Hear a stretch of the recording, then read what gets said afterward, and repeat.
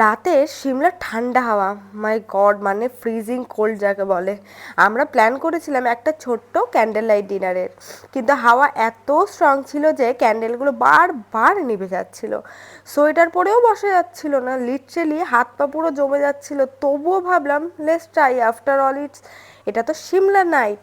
তখন হোটেলে স্টাফরা এসে হেল্প করলো অনেক, সব কিছু আমাদের রুমে সুন্দর করে সেট করে দিল। রুমটা ড্রিম লাইট, ক্যান্ডেল, গ্লো, একদম পারফেক্ট ভাইবস। টিভিতে একটা সুন্দর রোমান্টিক গান চালিয়েছিলাম, আর দুজনে বসে বসে ডিনার করতে করতে একদম রিল্যাক্স মুড। সেই মুহূর্তটা যেন মনে হয়েছিল লাভ মিন্স কমফোর্ট, নট পারফেকশন।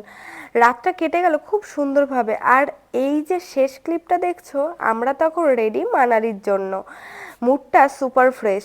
এটা হচ্ছে নেক্সট মর্নিং, যখন আমরা ঘুম থেকে উঠেই দুইজনে মিলে একটু খুনসুটি করে নিচ্ছিলাম। রেডি হয়ে গেছি মানালির জন্য, তো বলেই দিলাম।